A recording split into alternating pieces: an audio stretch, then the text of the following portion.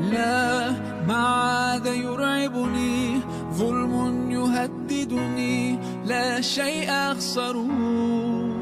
Bismillahirrahmanirrahim. Rabbi israh li sadri wa yassir li amri wahlul 'uqdatam min lisani yafqahu qawli. Raditu billahi rabba wa bil islami dina wa bi Muhammadin nabiyya wa rasula. Assalamualaikum warahmatullahi wabarakatuh. Alhamdulillahilladzi bi ni'matihi tatimmus shalihat.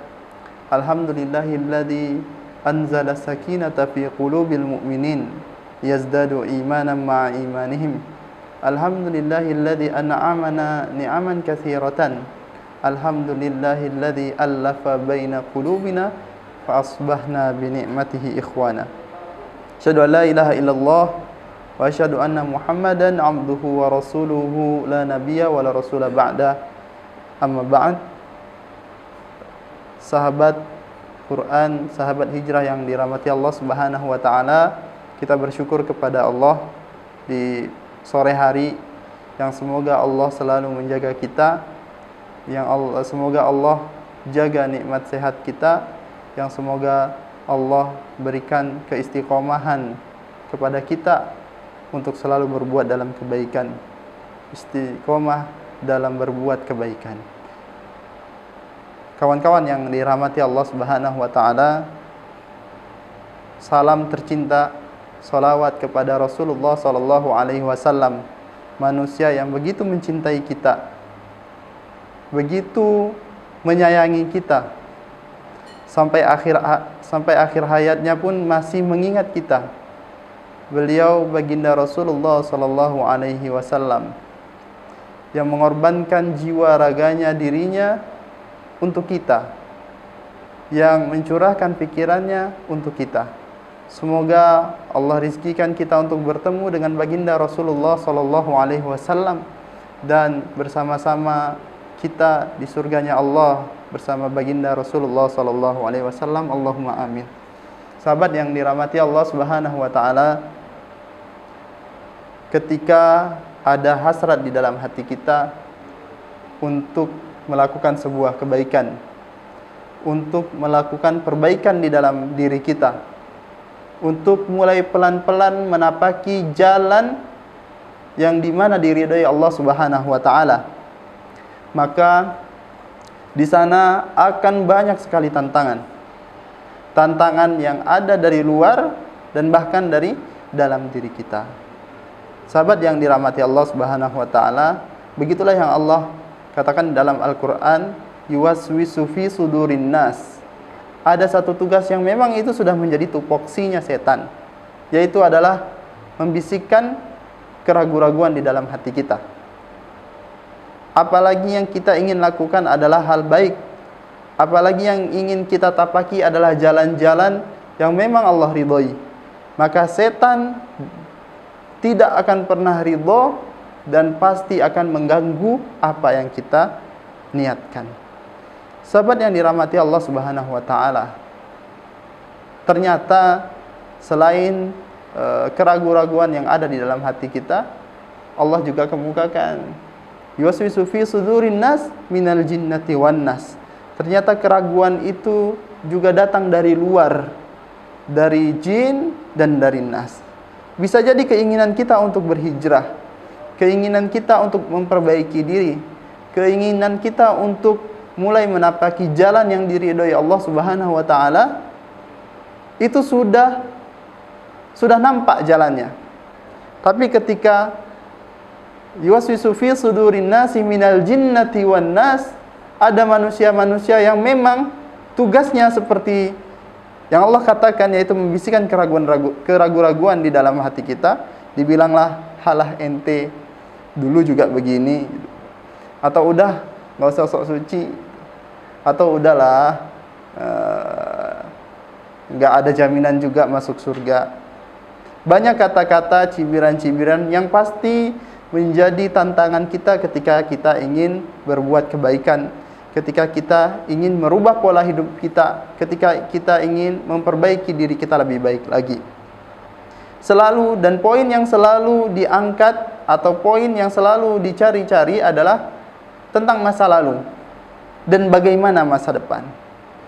Maka ketika kita ingin menapaki jalan yang Allah ridhoi, ingin berhijrah, ingin menjadi lebih baik, maka ada sebuah prinsip yang semestinya menjadi prinsip kita, yaitu bahwa orang-orang yang baik memiliki masa lalu dan orang-orang yang jahat memiliki masa depan. Kita adalah orang-orang yang berusaha untuk baik dan kita memiliki masa lalu. Allah tidak membenci kita karena kita dalam keburukan, tetapi Allah membenci kita ketika kita menolak kebenaran. Kita tidak berusaha untuk memperbaiki diri kita, dan ini adalah masalah. Tentunya yang harus kita perbaiki adalah bagaimana kita menjadi orang-orang yang bukan merasa benar, tapi berusaha untuk menjadi lebih baik.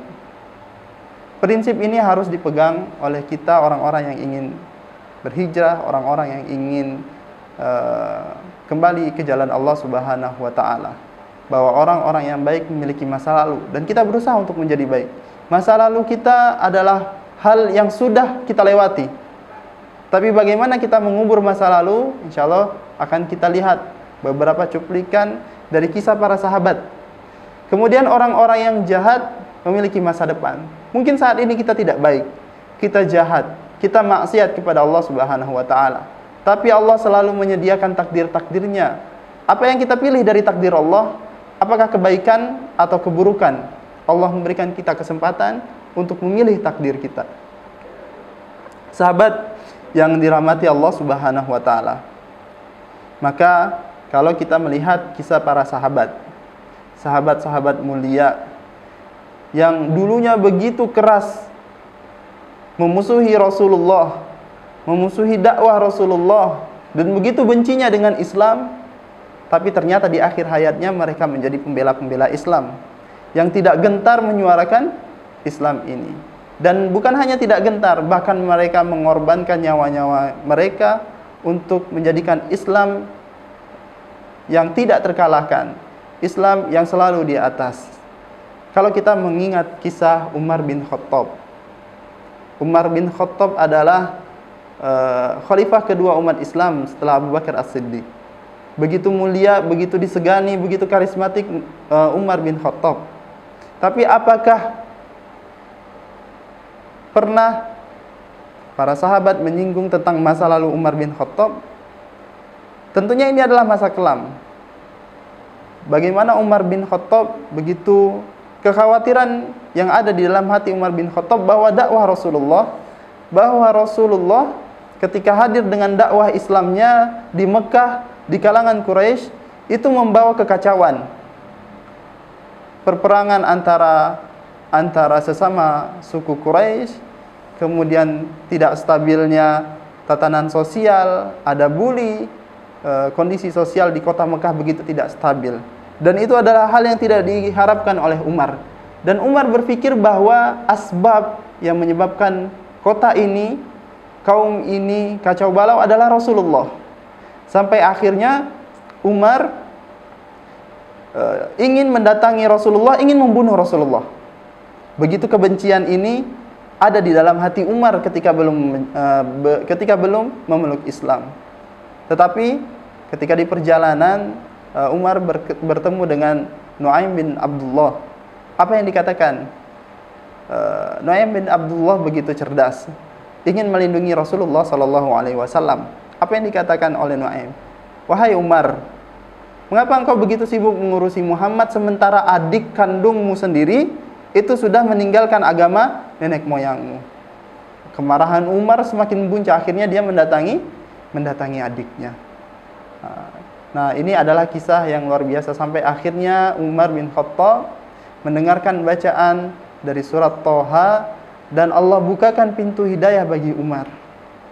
Sampai akhirnya Umar ingin bertemu dengan Rasulullah, ingin bertemu dengan Rasulullah, tetapi memiliki niat yang berbeda. Umar ingin bersyahadat, ingin mempersaksikan keislamannya di hadapan Rasulullah SAW. Pintu gerbang Umar menuju keselamatan ada saat Umar mendengarkan ayat Al-Quran. Lalu apa yang dilakukan Umar setelah Umar menjadi bagian dari umat muslim? Apa yang dilakukan Umar setelah Umar menyatakan keislaman? Umar menjadi orang yang nomor satu membela Islam. Karena setelah kehadiran Umar, maka dimulailah babak baru dari dakwah Rasulullah, yaitu dakwah secara jahriyah. Umat Islam tidak lagi malu, tidak lagi takut untuk sholat di depan Ka'bah. Umar bahkan mempersaksikan keislamannya di hadapan orang banyak, menunjukkan bahwa masa lalu Umar tidak menjadi tolak ukur bahwa saya saat ini harus membela Islam. Dan ini harus ada pada hati-hati kita, dan ini harus ada pada benak-benak kita yang ingin menjadikan bahwa saya adalah pejuang Islam. Saya adalah pemuda Islam yang nanti akan berjalan di jalan yang Allah ridhoi. Sebagaimana Umar ketika memilih takdirnya, Umar menjadi orang terdepan. Tinggalkan masa lalu. Masa lalu Umar yang begitu membenci Rasulullah, menganggap bahwa Rasulullah membuat kekacauan di kota Mekah, ternyata semuanya sirna dengan seketika ketika Allah berkehendak. Kemudian apa yang dilakukan Umar setelah hijrah? Umar menjadi sosok yang begitu dicintai oleh para sahabat, dicintai oleh Rasulullah SAW, dan tidak sedikit ayat-ayat Al-Quran asbabun nuzulnya karena pertanyaan-pertanyaan dari Umar. Sahabat fillah yang dirahmati Allah Subhanahu wa taala.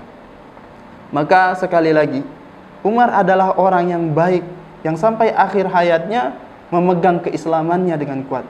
Tetapi Umar memiliki masa lalu. Apakah masa lalu membatasi Umar untuk berbuat kebaikan? Tidak. Masa lalu adalah pelajaran bagaimana kita tidak terjerumus pada hal yang sama. Umar salah satu contoh bagaimana kita meninggalkan masa lalu dan menjadikan Islam kita sebagai masa depan. Yang kedua, bagaimana seorang Abu Sufyan, Khalid bin Walid. Ini adalah orang-orang, kalau kita mengulang kisah Khalid, bahkan pada perang Uhud, Khalid adalah panglima perang yang memimpin pasukan yang pada perang itu paman Rasulullah meninggal dunia. Paman Rasulullah meninggal dunia, Hamzah. Dan bahkan Rasulullah pun terluka pada saat perang Uhud. Khalidlah orang yang memimpin pasukan tadi.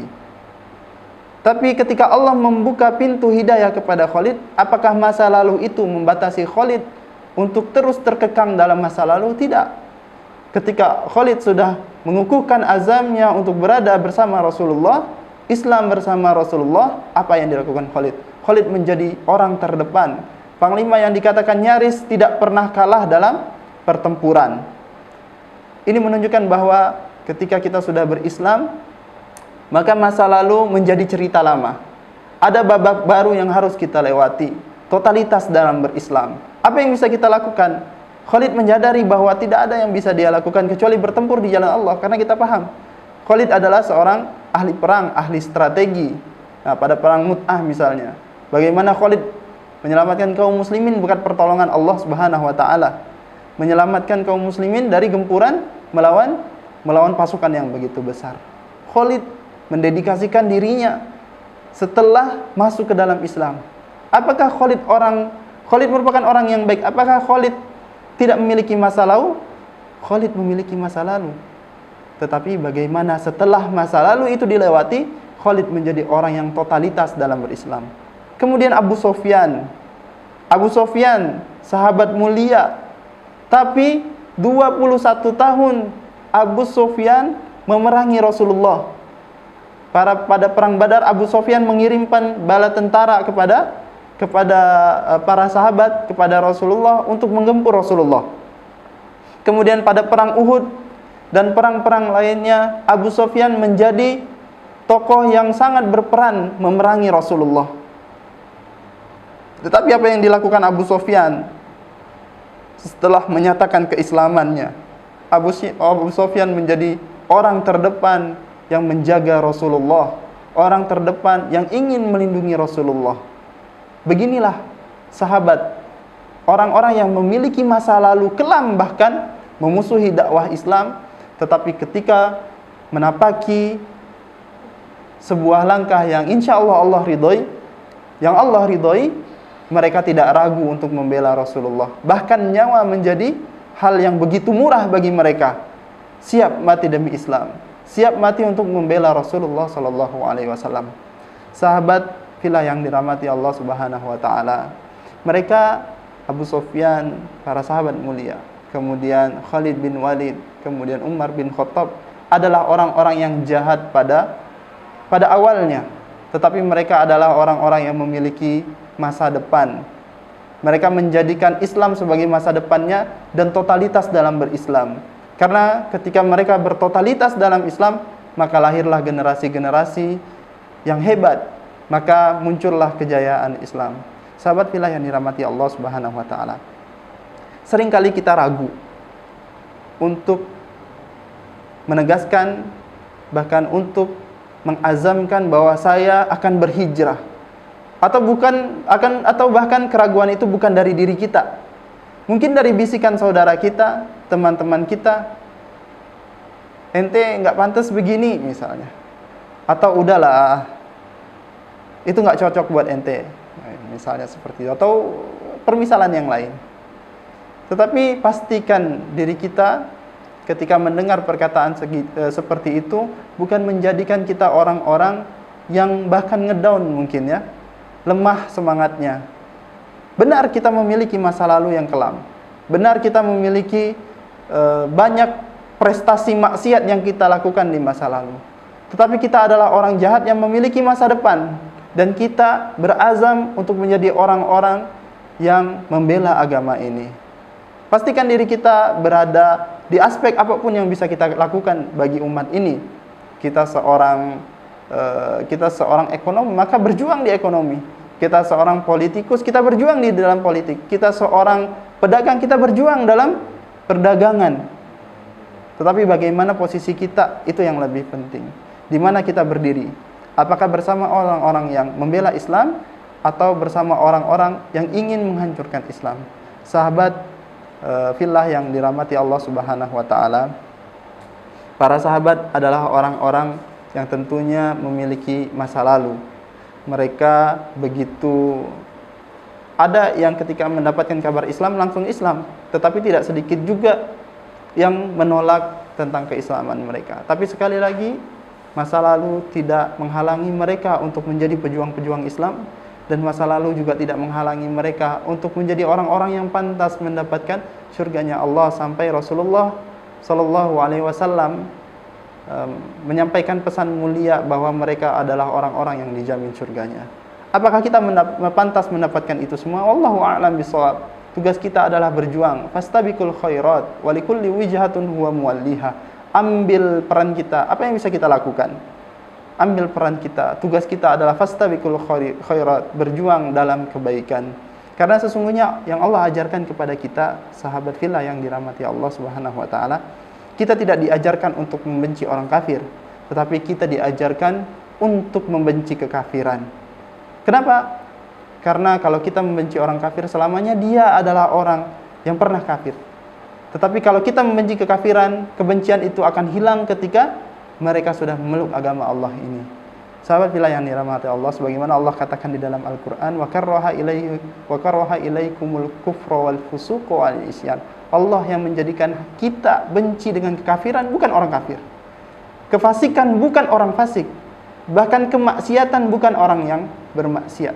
Tugas kita adalah bagaimana kita mengajak orang-orang yang pernah berbuat maksiat untuk bersama di jalan kita, atau bahkan kita memposisikan diri kita orang-orang yang pantas untuk bergabung dengan orang-orang yang berbuat baik dan berada di jalan Allah Subhanahu. Yang dapat kami sampaikan, semoga dengan prinsip ini bahwa kita adalah orang-orang yang jahat yang memiliki masa depan, tapi juga tidak menjadikan kita sok suci. Sebagaimana Allah katakan di dalam Al-Qur'an, fala tuzakku anfusakum huwa a'lamu biman ittaqa. Kita adalah orang yang berusaha baik, tapi jangan lupa bahwa kita memiliki masa lalu. Jadi jangan pernah menganggap diri kita adalah suci. Kafaitu bihadza, wassalamualaikum warahmatullahi wabarakatuh.